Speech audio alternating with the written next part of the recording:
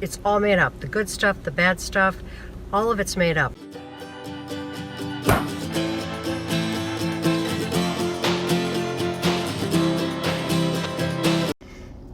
Here we go. Hi there, good morning. It is Tuesday morning, and I'm your coach in a car, Kit DePady. And today I would like to talk about something that I've been having a lot of different discussions about. The story, being trapped in your story. But one of the ways that we're really trapped in our story is when we want to acknowledge that it's a story, because it's all made up. And if you can just start saying to yourself, it's all made up. The good stuff, the bad stuff, all of it's made up. How I react to it, and start really trying to change the narrative of what it is you want your life to be. Because you can do it. It's not about being good enough. You're already good enough. It's not about being rich enough, smart enough, connected enough. None of that stuff matters. That's all the outside. That's all the stuff your ego tells you is important. But what your intuition will tell you is you are enough, and it knows the way to your best story, and it wants to lead you there. But you have to begin listening to it. And one of the ways that we can do that is by just agreeing that we're going to make an agreement to change our story. Because I know people say that it's not that easy. Well, it's that easy to make the decision.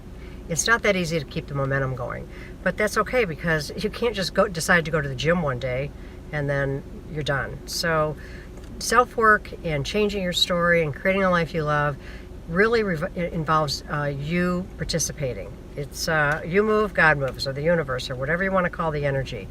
But there is something out there that's here to help you. So pay attention, and you will start to begin to see that indeed you are not trapped in your story. So, based on that little conversation that we're having, let's pick a card and see how the cards support that particular little rant that I just had.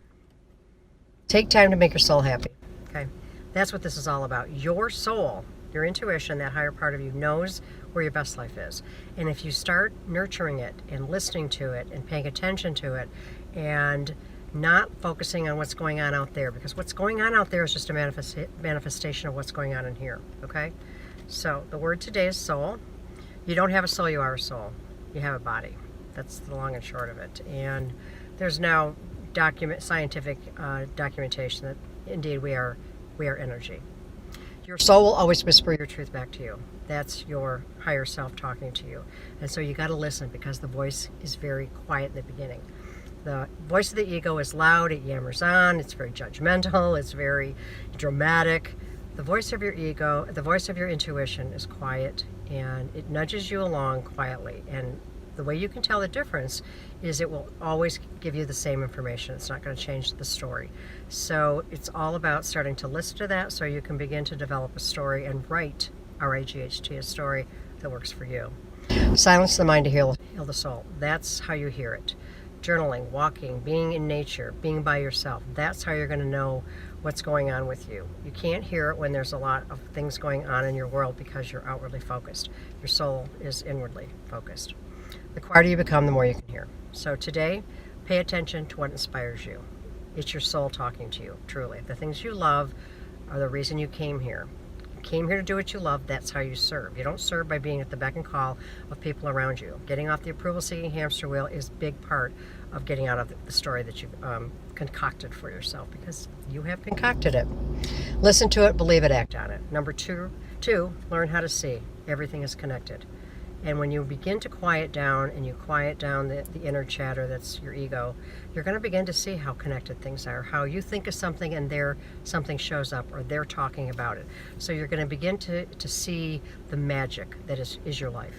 And number 3, when you are evolving to your higher self, the road seems lonely. This is why a lot of people don't want to do it, because you're simply shedding energies that no longer match the frequency of your destiny. Okay, so it's all about frequency, it's all about alignment.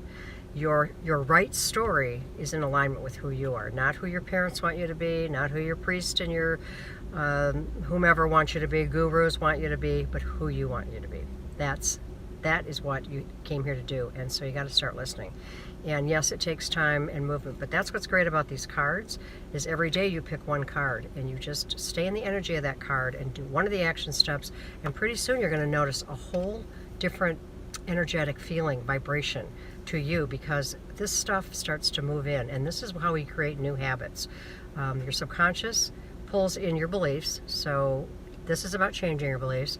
And once you accept a belief to be true, the subconscious does not judge the authenticity or quality of the information that you accept. It just brings it in, turns it into a habit, and before you know it, you're living by the side of the road. So anyway, do what you can with what you have from where you're at. And why don't you leave a comment? Why don't you tell me where you're stuck, where you're trapped? Because I can help. I've been there. I'm there at times, and so I understand, and I'd really like to help you. So share this if it feels like it might benefit somebody. Like, a comment. Love to hear your comments. And go out there, be bold, be brave, be courageous. Be you. See you soon.